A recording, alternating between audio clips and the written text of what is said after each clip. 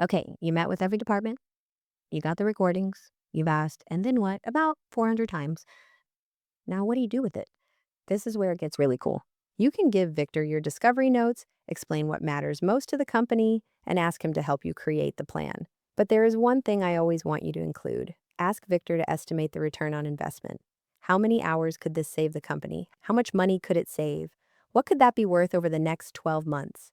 Do not just walk in and show them a list of everything Victor can build. Show them what those improvements could actually be worth to their business.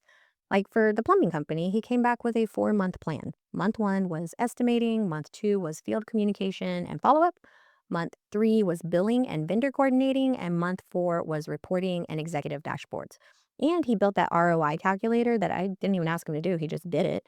But he did it based on what everyone in those department meetings said, everything that they wanted to save time on. The plan basically writes itself because it came from their people's words. That's why it works. That's why they trust it. The actual install is simpler than it sounds. Victor lives in Slack or Microsoft Teams. That's it. That's where he lives. You're not installing software on every computer. You're just getting Victor into the communication platform they already use. I always loop in their IT person or whoever manages their tech stack, and not because it's complicated, but because it makes everyone feel better. Their IT person gets to be involved, they get to review the connections, they get to say what they approve, and Victor plays nicely with all of it. This is the part I would slow down and really pay attention to because it can make the biggest difference for the company. You want to connect Victor to the tools they already use every day, their email, their calendar, their CRM, their project management system. Once Victor is connected to those tools, he stops feeling like another piece of software they have to remember to log into. He starts working inside the business. And where he can't plug in directly, we find the workaround.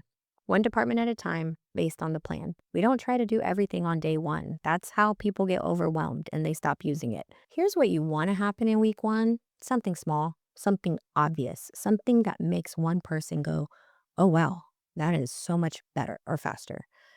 Like a estimating coordinator gets a blueprint analysis in 6 minutes instead of 2 hours, or the office manager doesn't have to manually send the Friday follow-up email because Victor already did it.